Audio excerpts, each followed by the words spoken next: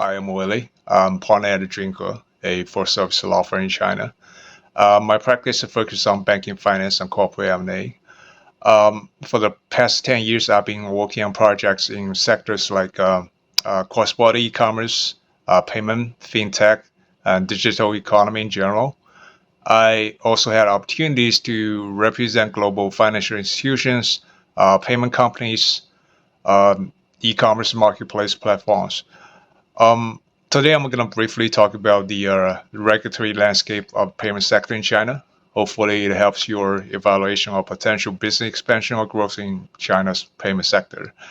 Um, so, as you know, China's cross-border e-commerce has been evolving real quick, and right now, it has stepped into a arguably more advanced stage. Uh, Comparing to what has been going on in the past, I think we now have seen even more cross-border e-commerce activities. So on one hand, is Chinese merchants are able to sell globally made in China products with much better quality but still good price. Um, I think on the other hand, you can see that at the same time, there was also huge growing demand for purchasing items offshore by the Chinese consumers.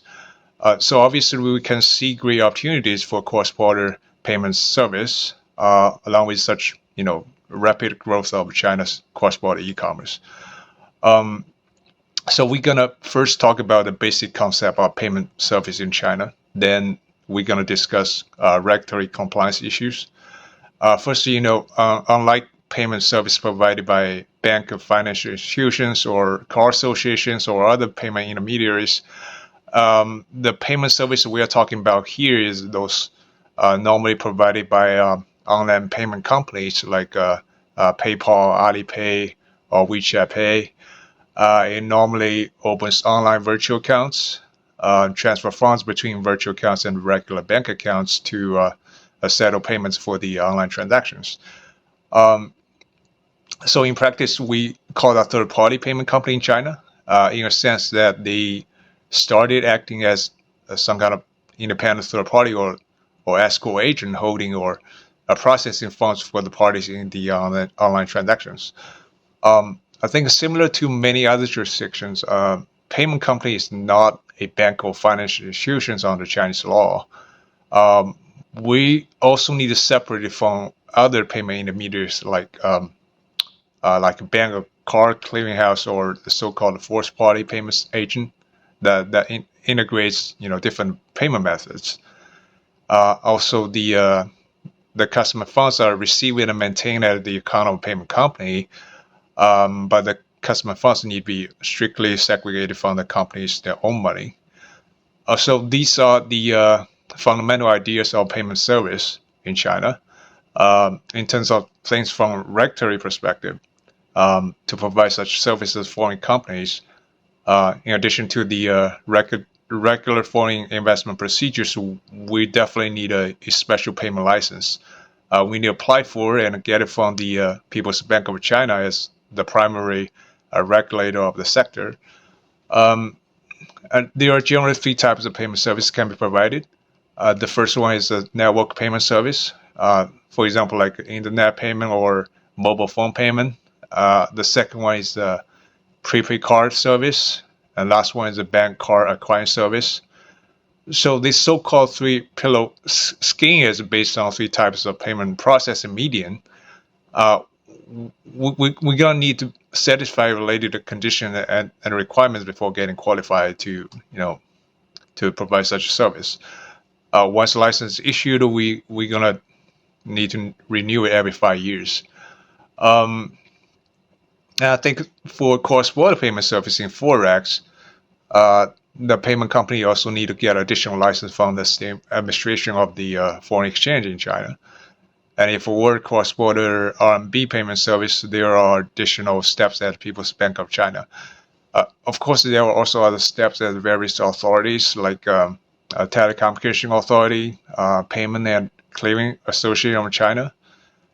We also need to sign agreement with the Relation Bank and Nets Union Clearing Corporation.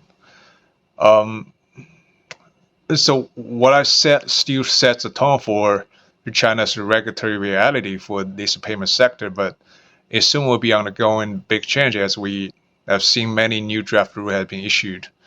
I think would potentially upgrade the current regulatory scrutiny. For example, that the three-pillar scheme likely to be replaced by a more functionality-oriented two-pillar scheme. We're also going to see on the trust review in payment sector.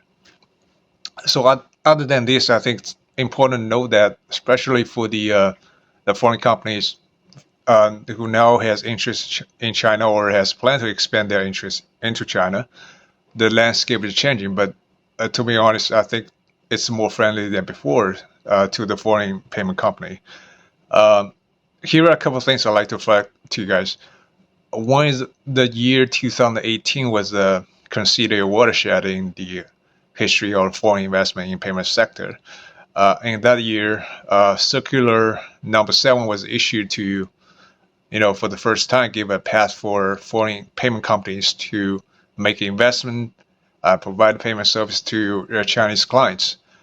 It was considered some kind of quote-unquote double-edged sword, because in the past, the majority of foreign payment companies started to have business in China by assisting Chinese merchants to collect and process the funds when selling their products overseas. So there has been many different types of structure or collaboration going on for years. Technically, none of these can be called illegal when, back then there was no clear rule about the foreign investment in this particular sector.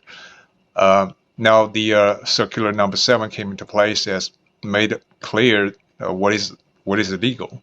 So as a result, whatever is not consistent with what's provided under circular number 7, technically speaking, would be considered illegal. So definitely it's going to affect existing structural collaboration and also the future plans regarding this particular market. Second, to provide such a service, foreign payment companies also need to get payment license, satisfy other compliance requirements like data assistance, money laundering, etc. An application for such a license will be reviewed by the authority on case-by-case basis.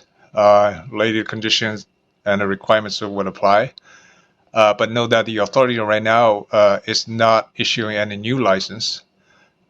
That's true to both domestic and of course the foreign payment companies. So we're gonna see a lot, cases like if you want to get a license, you have to do it through the acquisitions. At least that's what happened in the past. So the last one is, as I said, as effort to make it more friendly. We have seen government making new rules to streamline the process and make it easier to become qualified for the payment service. For example, the draft rule for cross-border payment service has been issued, and looks like from the draft, if providing service to foreign clients in China, foreign company can partner with Chinese payment company without having to setting up onshore entities and getting the payment license. But we still need to do a filing with authority for such a partnership. I think that's pretty much what I'm going to talk about today. To learn more, I would encourage you guys to read my article on Chambers of Partners. I think one thing is what I said earlier about the market being more friendly than before. It doesn't necessarily mean that you can just go ahead and work it out yourself. It is still a challenging market. As always, I would advise you guys get in touch with a counselor like us who is equipped with the necessary skill sets and experience to help you better navigate this ever-changing and challenging market. So here is my contact number. If you have any question or wish to discuss it, please let me know. Thank you.